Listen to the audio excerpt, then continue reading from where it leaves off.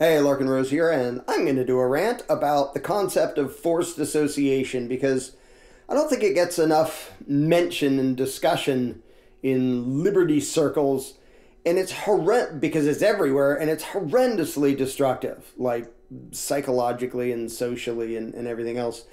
And it's easy to miss. Like if you're going about your life and you decide whether you're going to take a job somewhere, you decide where you're going to shop, you decide who you're going to hang out with, it can sort of feel like, well, what do you mean forced association? Like I can decide, or I can be off in a cabin by myself. Now, the obvious example of forced association is government. Like, yeah, you can be in your cabin by yourself and government's still going to show up and say you have to pay tribute to the parasites, or will steal your house and kick you out of it. Send the sheriff to kick you out because you didn't pay your property taxes.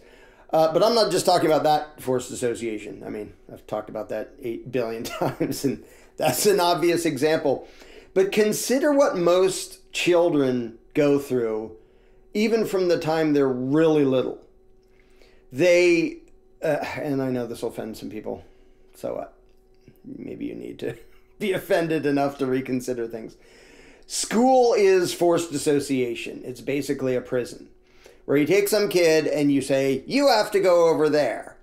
And you have to go into this building and hang out like 5 days a week for hours on end with people you didn't choose to be around under the control of bigger people that you didn't choose to be around and don't know. Now, some of those bigger people that you didn't choose to be around try to be nice, try to be helpful, try to actually be decent human beings and try to, teach and do that stuff. But that doesn't change the fundamental arrangement, which is the kid isn't allowed to leave. Like if you're in some village and the kid's growing up and, hey, I want to go be an apprentice at this guy's like carpentry shop. I keep using carpentry shops as examples. Oh, well, it works. And it's like, oh, it turns out the guy who runs the carpentry shop is a total nasty jerk. I'm leaving. I'm not doing that anymore. So the kid walks away. That's how reality should be. You get to decide who to disassociate with and go somewhere else. Well, if you happen to have a teacher who's a jerk, can't do anything about it if you're a kid. And if your classmates or a bunch of them are nightmares, too bad. You're literally caged with them for many hours every day. And the whole bullying thing, that comes from the same place that prison gangs come from.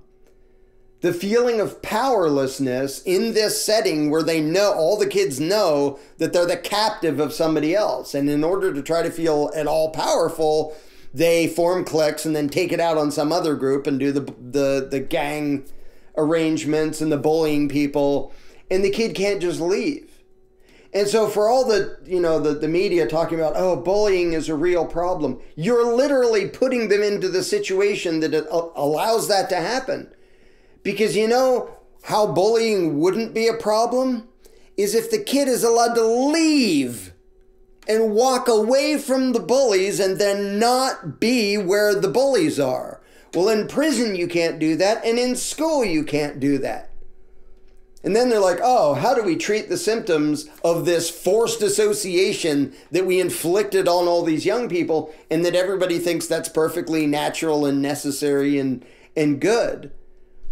And what that does to somebody mentally is it teaches them, like, your time is not your own, your energy is not your own. What you think about shouldn't be your decision at all. And who you associate with, where you're going to be, and who you're going to be there with, none of those are up to you. So year after year after year, these kids are learning. None of that is up to you. You're not a free human being. You don't even get to just walk away from somebody who's a violent jerk. You're not allowed to leave school. You will stay in this cage with the violent jerk. And then we'll go, oh, we'll wring our hands and go, what should we do about bullying? You mean other than maybe not locking the victims of the bully in with the bully? The same as you do in prisons? Now, in prisons, like, at least if it's violent people, there's some reason to have locked them up if they've, like, not the victimless crime crap, but if they're actually victimizing other people, at least there's an excuse. Okay, now you don't get freedom of association if your association was running around beating people up and stealing their stuff. Now we are, to defend ourselves, we're going to stick you in a box somewhere. Now, The way prisons work is about the stupidest thing you could possibly do, even to those people. But that's another discussion.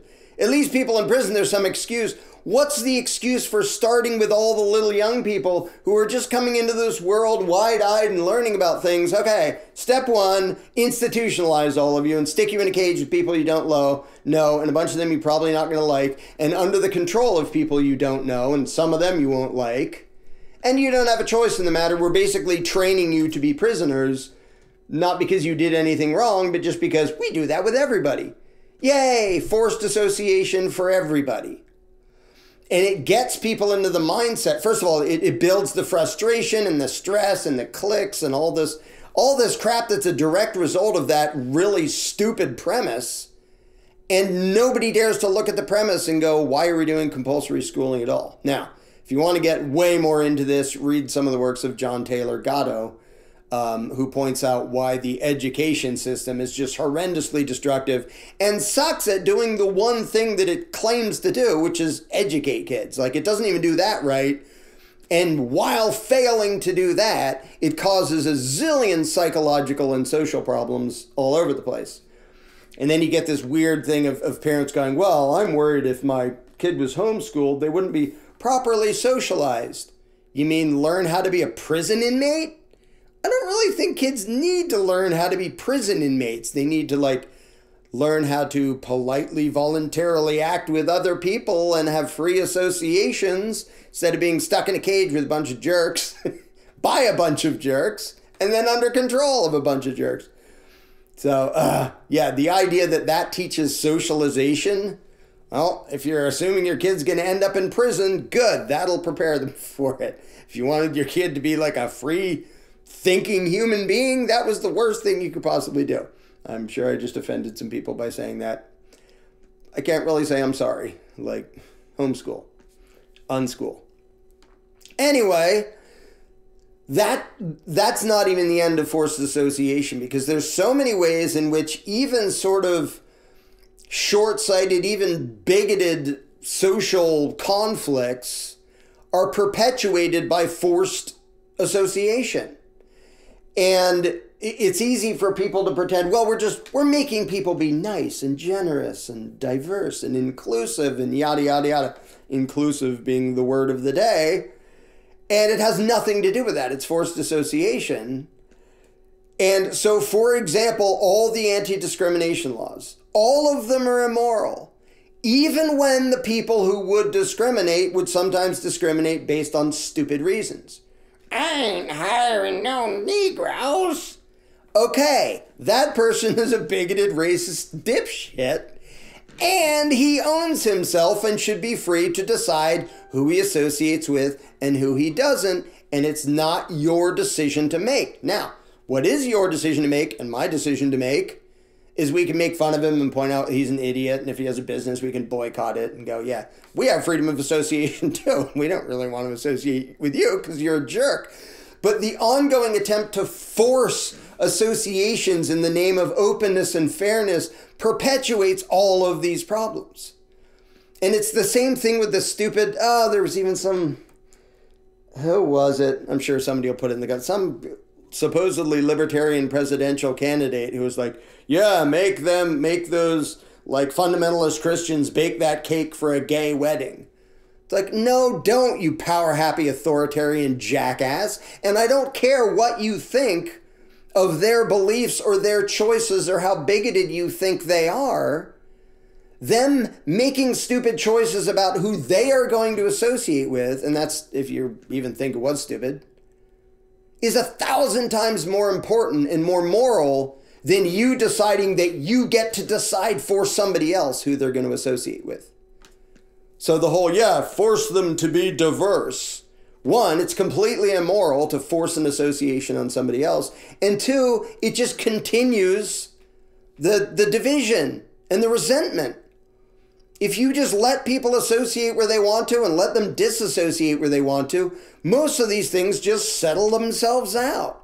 Like I pointed out in a couple of videos ago, like in any major city, there's often, well, here's Chinatown, and here's where the Italians hang out, and here's the Russians, and here's the, a bunch of different sort of cultural chunks in the city.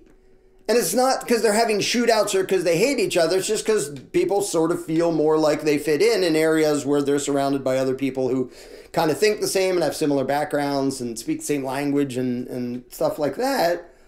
Just let them do that. You don't have to like shuffle the cards. No, everybody has to be living next to somebody who's yada, yada, yada. And that forced integration, that forced association perpetuates the problem. Now, I'm going to go a little bit conspiracy theory here, because the political left absolutely want to perpetuate those problems. That's why they're doing it. When they push the gay pride, it's not because they want people to like peacefully coexist.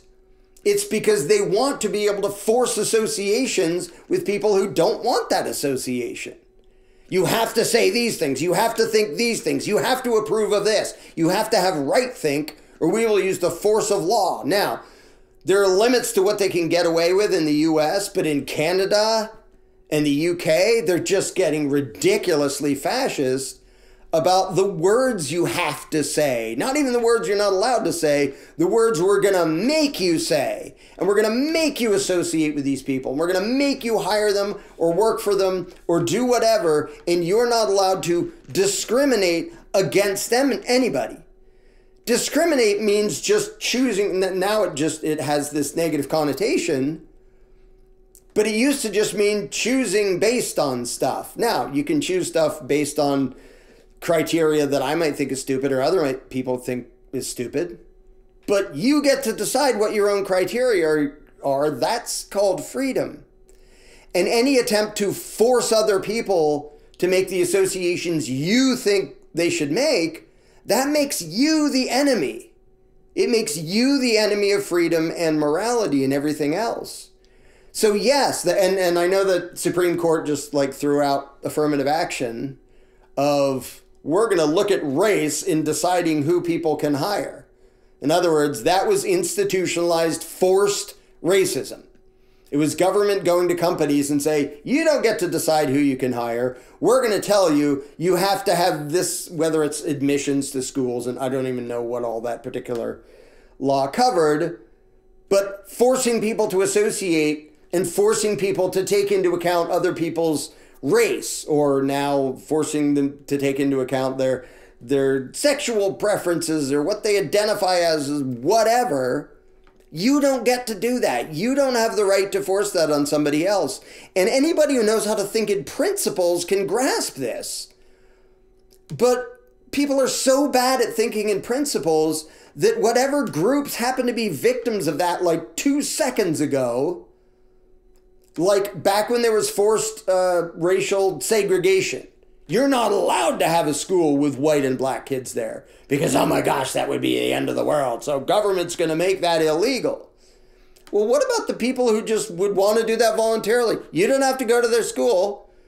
If you want your kid in a racially pure school, bigoted dumbass, you can go do that somewhere and let those people do what they're doing. But government said, no, we're not going to let you mingle together. And then 2 seconds later, they went from forced segregation to forced integration. Now we're going to make you mingle and always make things worse by having the force of law decide what the associations are going to be. And so many of these cultural things just work themselves out if you allow freedom of association. Allow the bigoted dumbass to only hire or serve or whatever group he wants to, and the rest of us can decide whether to boycott or ignore him or associate with him or not. And then you have a non-violent, non-coercive way to resolve all of that, instead of everybody fighting over, well, I want the violence of government to make people associate the way I want them to associate. And I already know there are going to be some people watching, oh, you're against the anti-discrimination. So you think it's okay for some white guy to say I don't hire black people? It's not okay, but it's a lot more okay than you trying to use violence to tell that dumbass who he has to associate with. And if you know how to think in principles, it's the same reason that if somebody wanted to force you to associate with him, I would tell them they have no right to force you to do that because you get to decide who you associate with. But people who can't think in principles, which is almost everybody, they want their own freedom of association, but they want to force other people to associate or disassociate in whatever way they think is best. And they want government force used to do that. And as long as people are falling for that game of trying to use the force of government law to create the right kind of associations and to forbid the wrong kinds of associations, or to force the right kinds of disassociation and forbid the, as long as people are playing that game, nobody is free to do anything. Now you're just bickering over how the club of government is going to be used to control people's associations, including your own. So it's the saying that's been around forever that until all of us are free, none of us are really free. And of all the people saying we need to force the racist to hire the black person, and we need to force this Christian bakery to make a cake for the gay wedding, and we need to force, you're the intolerant one, you're the violent one, you're the immoral one.